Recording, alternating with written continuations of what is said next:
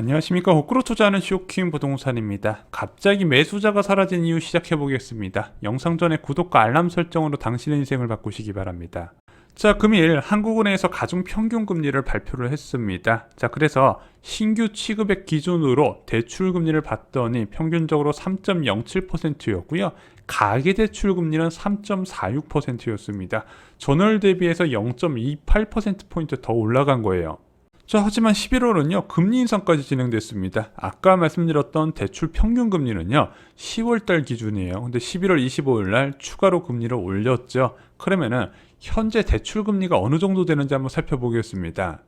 자, 먼저 주요 은행 주택담보대출 금리 좀 보겠습니다. KB국민은행의 주담대 금리를 봤더니 최저금리가요 3.22%부터 시작이 됩니다. 3.22%가 가장 낮은 금리네요. 우리은행 금리를 봤더니 최저금리가 3.55%가 가장 낮습니다. 일반적으로 지금 주택담보대출 금리가 3.3에서 3.5%로 정해져 있어요.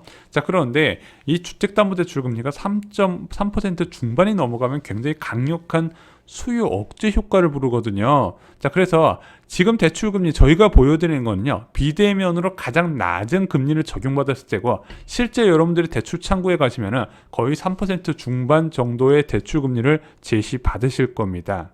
자, 이게 어떤 차이가 있는지 한번 여러분들이 주택담보대출 금액 대출을 받았을 때 부담하는 이자 차익에 대해서 한번 비교를 해볼게요. 먼저 작년 8월 달에 대출금리가 2% 수준이었을 때 4억 원을 대출받잖아요. 대출 기간으로 30년을 잡았을 때 전체의 대출 이자가 한 1억 3천만 원 정도가 됐습니다. 자, 그런데 지금 3.5%가 됐잖아요. 대출 이자가 어떻게 변했을까요? 1억 3천만 원이었던 총 대출 이자가 2억 4,600만 원으로 올라가게 됩니다. 자, 그래서 1억 1천만 원 이상 더 이자를 부담해야 되는 경우가 발생한다는 거죠. 월 상환 금액도 147만 원에서 179만 원, 거의 180만 원 수준까지 껑충 뛰어 오르게 됩니다. 이게 2019년 말에 기준금리 1.25%대보다 더 높은 금리예요.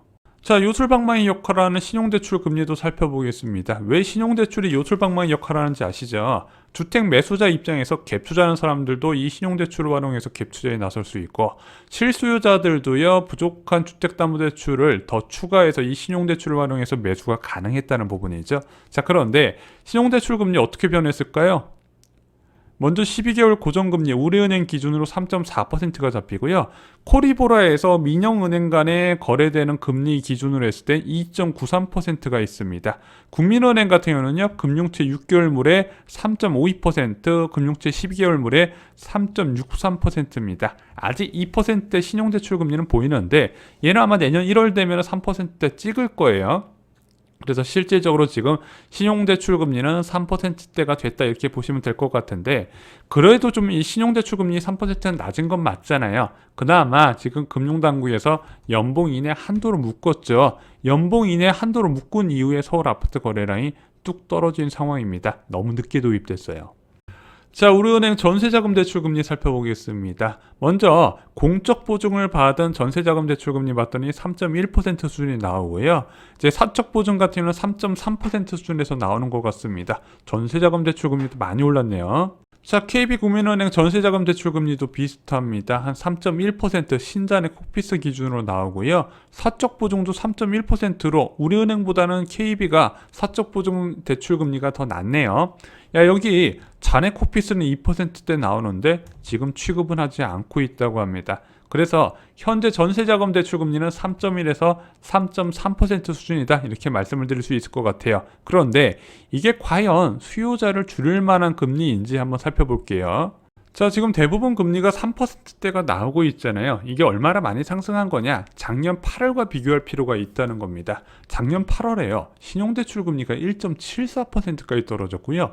전세자금 대출 금리는 1.55%까지 떨어졌습니다. 그러면 지금 3% 수준의 금리가 낮은 게 아닌구나 아실 수가 있죠.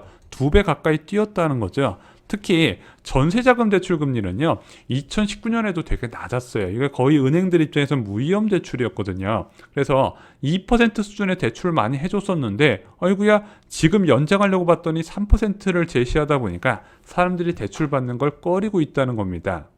자, 이것이 거래량 급감의 근본 원인입니다. 왜 이렇게 안 사는지 이제 좀 이해가 되시죠? 10월 아파트 거래량이 2283건입니다. 아직도 거래 등록 가능한 기간 4일 정도 남았는데 이게 10월 26일 기준 9월 거래량과 비교해봐도 확실하게 줄어든 게 눈에 띕니다. 20% 가까이 줄어들었네요. 자, 그런데 여러분들이 주목하셔야 되는 게 11월 거래량이거든요. 454건밖에 등록이 안 됐습니다. 지난달에 744건에 등록된 거에 비해서 3분의 2 수준으로 떨어졌죠. 그래서 이 추세가 이어진다면 11월 달 아파트 거래량은요 2,000건 수준까지 떨어질 가능성이 있다는 겁니다.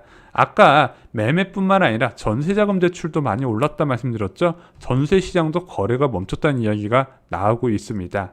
자, 앞으로 매수하려는 사람들도 좀 겁을 먹을 겁니다. 한국부동산원에서 발표한 서울 아파트 매매 수급 지수가 98.6으로 100 미만 이하로 떨어졌습니다. 자, KB국민은행이 발표하는 매수 우위 지수는 더 크게 하락을 했어요.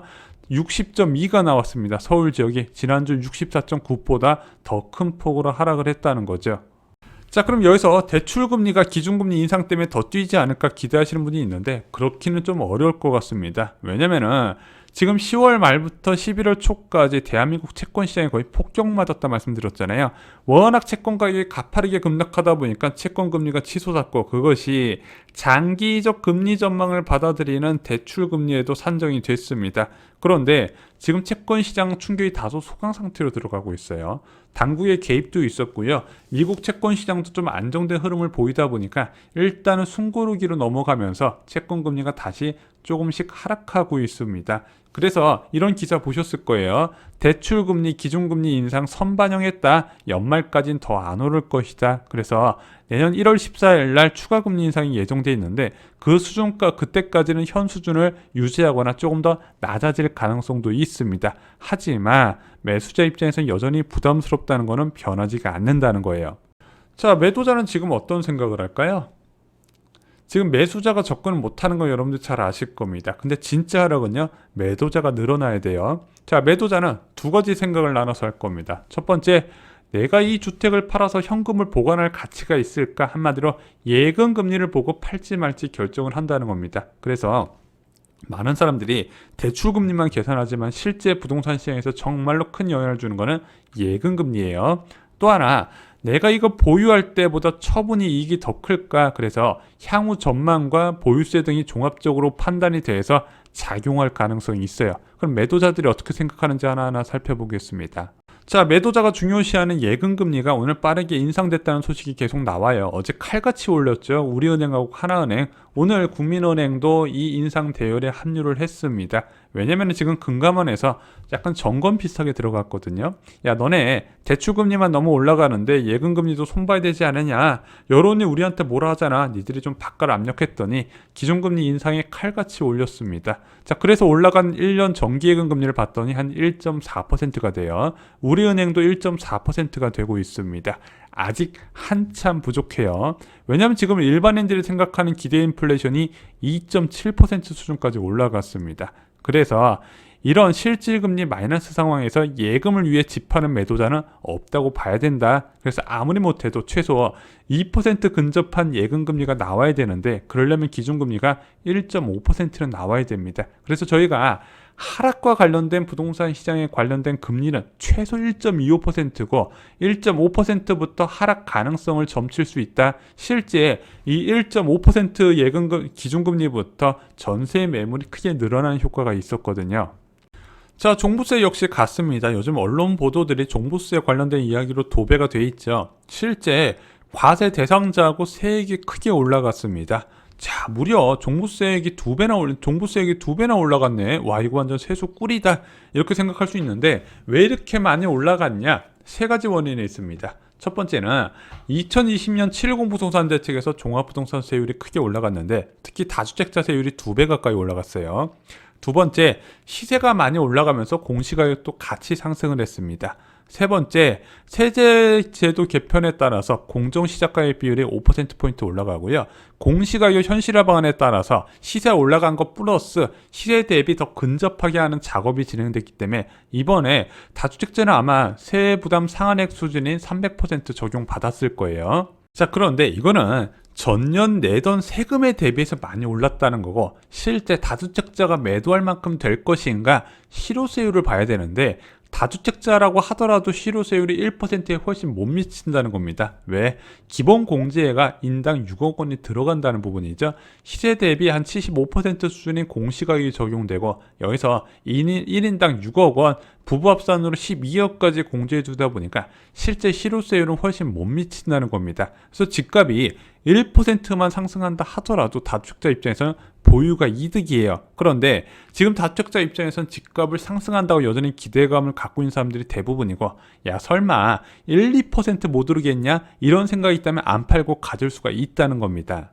자, 그럼 왜 매물이 쌓이고 있는 것일까요? 지금 서울 지역에도 매물이 계속해서 누적되고 있고요. 경기도 지역은 연중 최고점 수준으로 올라가고 있습니다. 왜 이런 심리에도 불구하고 매물이 쌓이고 있냐? 간단합니다. 갈아타는 수요자가 내놓은 매물이다, 이렇게 보시면 될 것 같아요. 자, 여러분들 저희가 영상으로 일시적 2주택에 대해서 설명을 드린 적이 있죠. 신규 주택, 기존 주택이 있는 사람이 신규 주택을 처분했을 때 어느 시점 이내에 주택을 매도했을 경우에 그 기존 주택에 비과세 혜택을 부여하게 됩니다. 그래서 원래는 3년 이내였는데 종합부동산 대책이 나올 때마다 기간이 단축돼서 지금은 1년 이내에 전입까지 해야 되는 걸로 강화가 됐습니다. 자, 그런데 이런 식으로 기존 주택 처분 의무가 있는 사람이 거래가 없다면요, 어쩔 수 없이 급매로 빨리 던져야 되죠. 안 그러면 세부담이 엄청 늘어나니까. 그래서 지속적인 금리 인상으로 거래가 계속 줄어들잖아요. 모든 아파트 시세가 동시에 하락하는 것이 아니라 팔아야 하는 이유가 있는 매물이 많은 단지 중심으로 차별화가 일어나게 됩니다. 그래서 저희가 쇼킹 부동산 시세 분석에서요, 대단지 중심으로 선정한 이유가 바로 여기 있는 거예요. 팔아야 하는 이유가 많은 매물은 주로 대단지에 더 많이 보이겠죠. 그래서 이번 주말에 저희가 시세 분석 다시 올려드릴 건데, 지난주 일주일 지났지만 변화된 모습을 뚜렷하게 보실 수가 있을 겁니다. 기대하셔도 좋습니다.